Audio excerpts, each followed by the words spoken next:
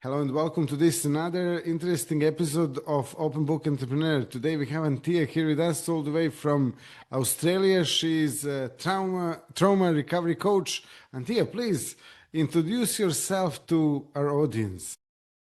Hello, Tony. How are you? Very Thanks for good. having me on your show. Yes, I'm Anthea, and I'm a trauma recovery coach. I'm a counselor, keynote speaker, and author. I first started off as a social worker, and I moved across to life coaching, trauma recovery coaching. Yeah. Great. So you also started your business in 2021. What inspired you to focus on helping women move beyond the effects of trauma? Well, I started my business in 2021 after going through my own healing journey and seeing how many women were silently carrying the weight of trauma with little support. I realized that so many of us were functioning on the outside, while we're still feeling stuck, anxious, or disconnected from the inside. What inspired me most, Tony, was witnessing how transformative it was when women finally had access to tools and guidance that helped them process what happened to them and rebuild a sense of safety, confidence, and trust. I wanted to create a space specifically for women who were able and ready to move beyond just surviving, their trauma and start truly living again with purpose Exactly. and through authenticity as well. Yes. So your message is reclaiming your voice after trauma from survival to unstoppable. So what does reclaiming your voice really mean? Well, reclaiming your voice means restoring your sense of self, your agency, and the choice after trauma. So you speak, you decide and live from your own values instead of from fear. So what it looks like, reclaiming your voice after trauma looks like this. So naming your needs, your feelings and boundaries without apology. Trusting your body's cues and your inner wisdom. Making choices that prioritize safety, dignity, and joy. Challenging the shame and telling your story on your terms. Or you can even choose not to tell your story. You have that choice. Advocating for yourself in relationships, work and care settings, taking up space, being creative professionally, socially, without shrinking, without having to hide away. No? What it's not, being loud or confrontational. It's not about reliving the trauma to prove healing. Healing is a process. So the bottom line, Tony, it's choosing yourself consistently, confidently, and compassionately. Many people learn to manage their pain without feeling truly free from it. So what is the difference between coping and genuine emotional freedom? Okay, well, coping is managing symptoms to get through the day. Emotional freedom is healing the roots so the systems no longer run the day, right? It's not taking over you.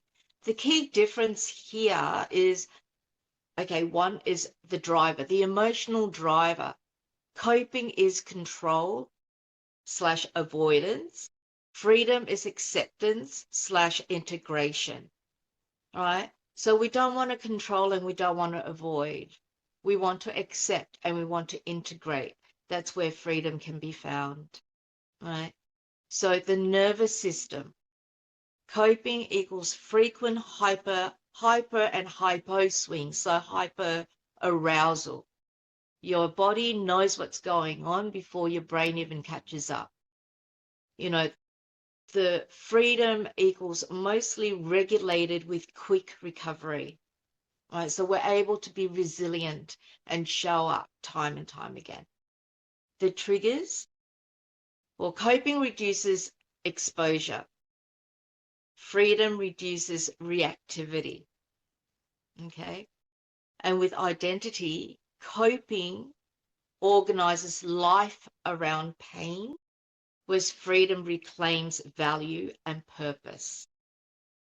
The choice, coping feels restrained. I have to, right? Where freedom feels spacious. I can, I'm willing, I can breathe. With effort, coping is effortful maintenance. So we always have to put in that extra bit of effort. Even when we're depleted, it's like, need to put in that effort. But freedom, there's less management, there's more ease, right?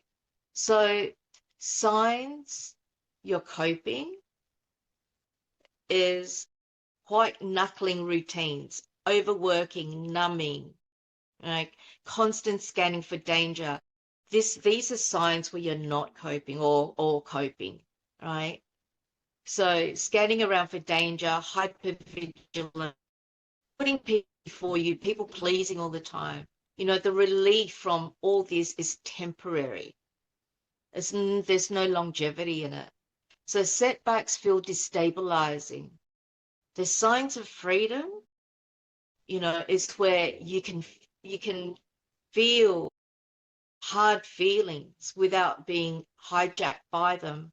You know, you can look at it, what is felt can be released. You can look at it without feeling out of control, overwhelmed, anxiety, you know, hypervigilant. And it's the boundaries feel natural, not punishing.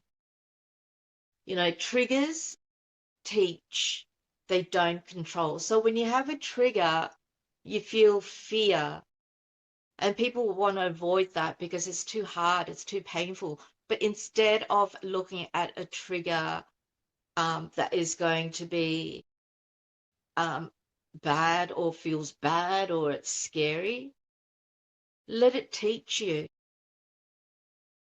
They're not there to control.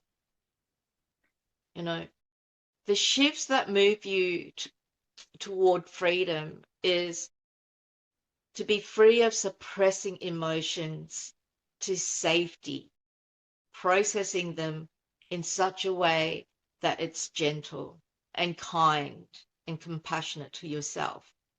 All right. From cognitive control only to body-based regulation. So put in with your body. Your nervous system keeps the score. Your body keeps the score. Yeah. From self-blame to compassionate meaning-making. From isolation to co-regulation and secure support. From surviving patterns to value-led action. So we live in patterns, we live in habits. To break those, we lead with our core values that navigate us to that purpose and to our authenticity. Therefore, we have desires and we can take action. Yes. So, how can past experiences continue to affect someone's confidence, relationships, and decisions long after the event has passed? Well, past experiences shape the brain, body, and beliefs that guide behavior, often outside our awareness. Right? So how it sticks, implicit memories, sensations, emotions refire without a story attached. So triggers, there's no story attached to it, but we feel it because we've experienced it in a place in time in the past, which still lives within our body, right? So there's core beliefs. I'm not safe. I'm not lovable. I'm not capable. These are filtering new data, conditioning. Neutral cues become triggers. Avoidance gets reinforced. Right. So when we avoid those triggers and we don't want to face them, we don't want to feel it, it gets reinforced. It's like those reinforced messages we used to get when we were kids. Kids are seen and not heard, you know. So we don't talk, we're just seen. So it's like that. The reinforced messages, the reinforced cues, they all become triggers. Attachment patterns, anxious avoidant strategies repeat. The nervous system sets points, chronic hypervigilance or shutdown. I don't know if you've ever had a situation, Tony, where you hear a really loud bang from somewhere outside and you just get this massive jolt. Yeah, your nervous system is hypervigilant. Something's happened in the past. It's traumatic. It retains in the tapestry of our nervous system. Something happens and we go straight back to that place. Yeah. Yes. Shame meaning. Events become identity, such as, example, it was my fault.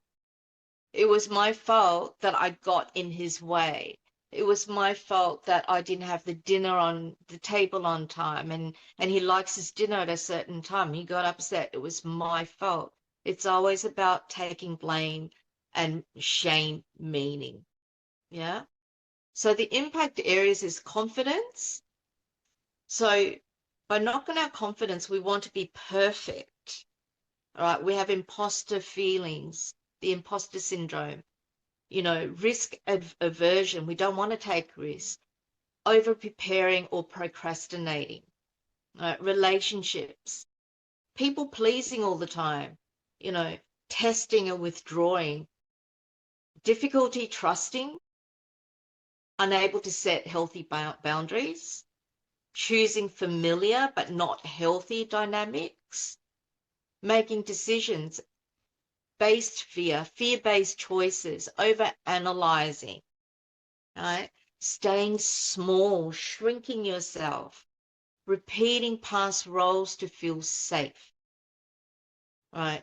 The signs where it's active is strong reactions feel bigger than the moment. So whatever the moment is that it's happening at the time, your reaction to it is so much bigger, so much stronger, right? You know better, but you can't act differently. Inside you go, oh, I know I shouldn't have done that. I know I should have been thinking differently. But yet those patterns repeat. Yeah. Yes. So why are boundaries, as you mentioned, and clear communication an important part of healing and rebuilding self-respect? Boundaries and clear communication rebuild self-respect because they turn your worth into action. Right. Safety and agency. Define what's okay and what's not okay, what's negotiable, what's not negotiable. Calming the nervous system and restoring choice. You have the choice. Whose permission are you waiting for? And for what? You give yourself that permission. Trust, self-trust.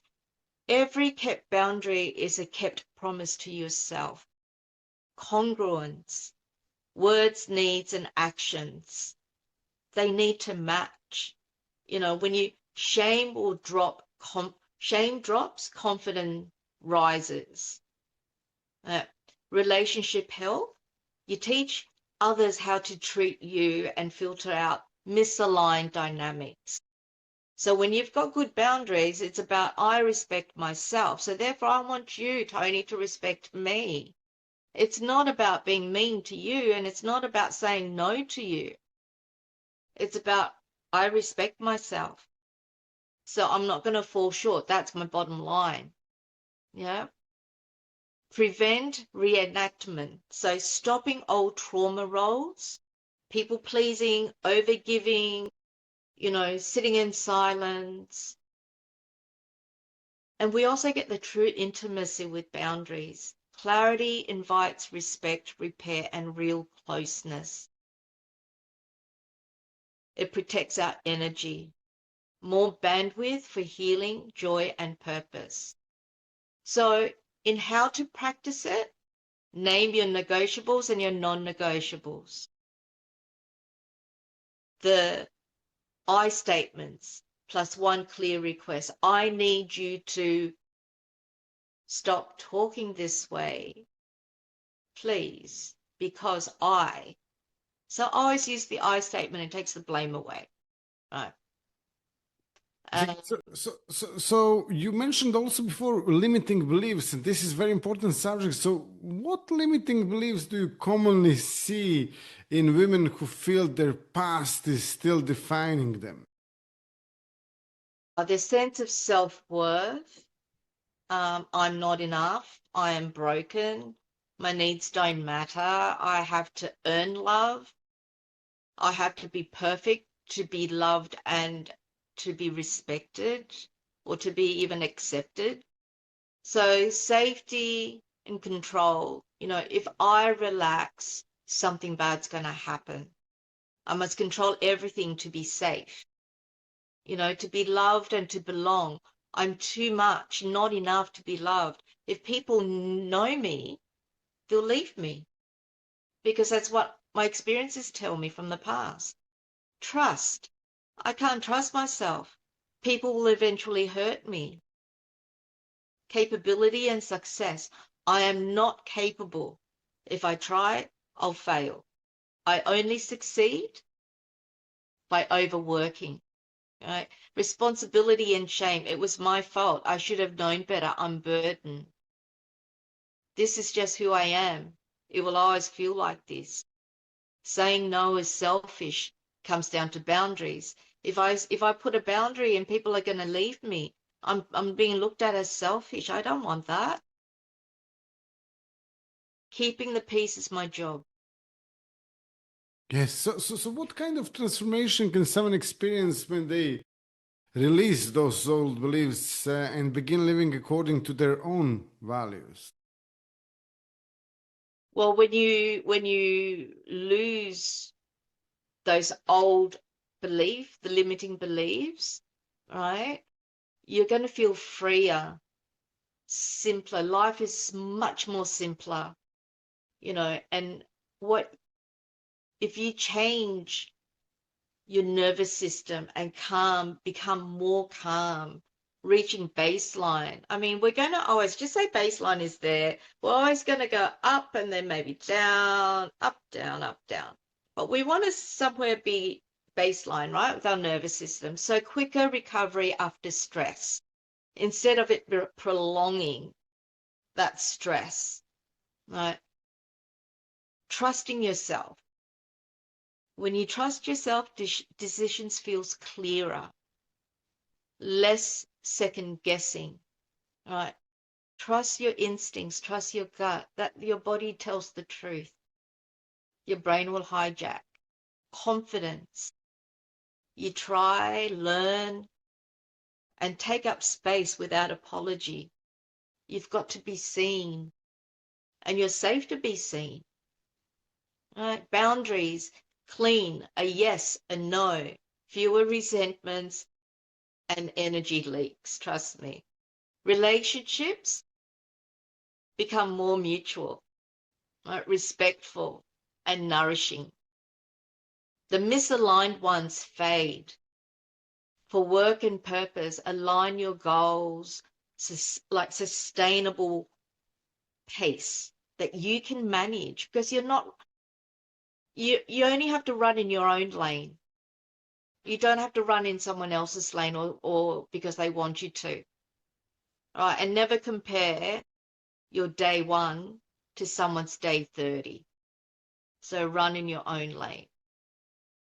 Exactly. And Antia, if someone wants to actually connect to you, learn more about you, or find out more about what you do, how they can do that?